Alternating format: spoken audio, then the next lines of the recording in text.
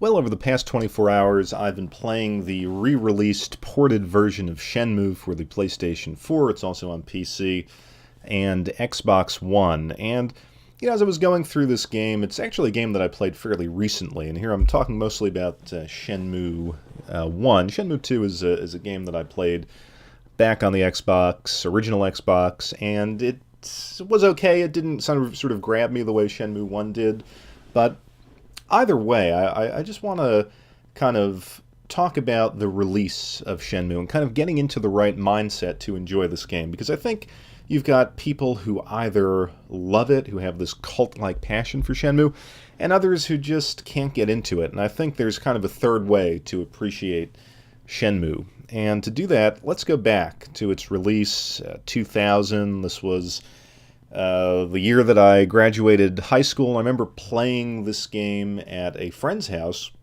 He had the Dreamcast and got every new release, like absolutely on launch day.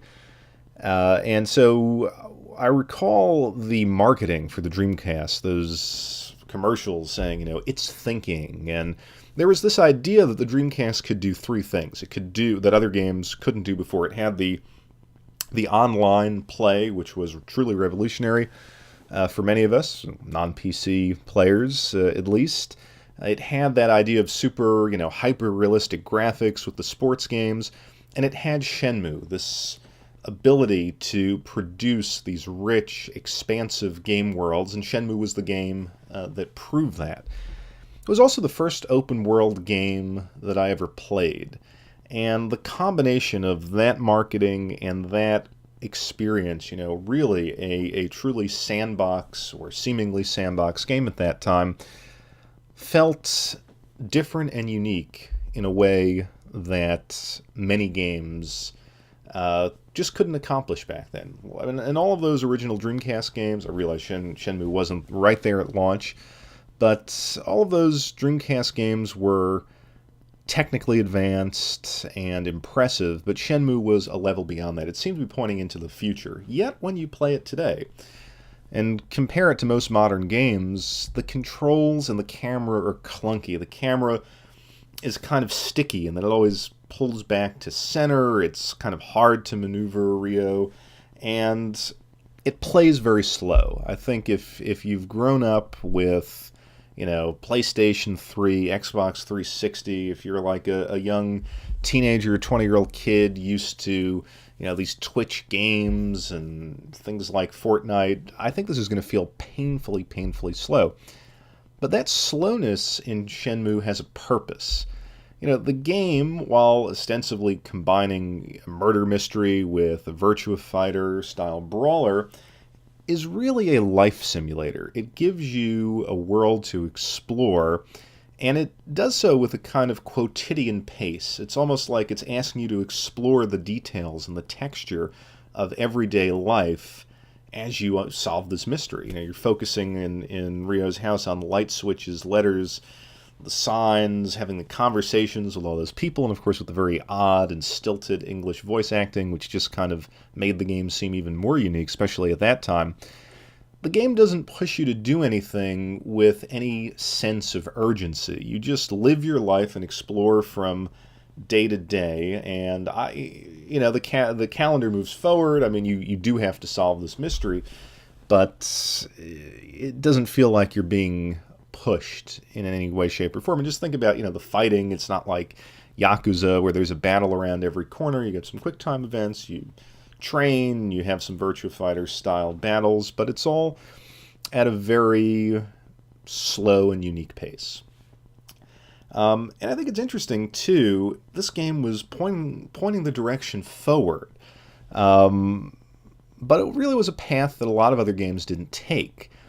And I would think that, there's so many games that build on what Shenmue offered to us. Think of, GTA 3, it was a violent, creative sandbox game that parodied the experience of modern life, but as a stage for mayhem.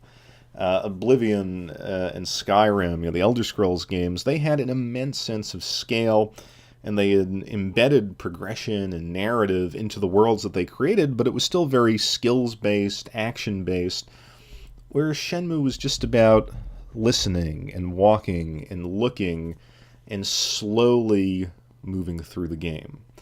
Um, and, if you grew up with that, if you experienced it on or close to day one, as my friends and I did, it kind of grabs you. And it becomes one of those indelible memories in gaming.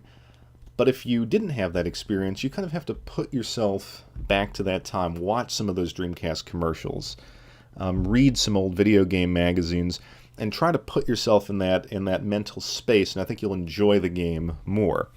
But I'll still say that even this port, even this re-release, Shenmue today is not necessarily a great game, but it is an important game. And I think it's a game that speaks volumes about its medium. And if you love games, you really should play it in the same way that maybe a lover of cinema should enjoy watching something like Fritz Lang's Metropolis. You watch it for its radical innovation and its bold vision for the future of its medium and its contributions to genre, i.e. in the case of that film, sci-fi, arguably the first sci-fi movie. And in the case of Shenmue, one of the foundational, if not truly first, open world games, but you do it from that intellectual perspective. You might actually be hard-pressed to call the experience that you have with the game today, on today's terms, an unmitigated sense of pure enjoyment. But if nothing else, Shenmue's, the combination, that dissonance between what it plays like today and the vision that it promised when it was released, makes it a truly singular, truly unique game, and for that reason, it deserves to be played today.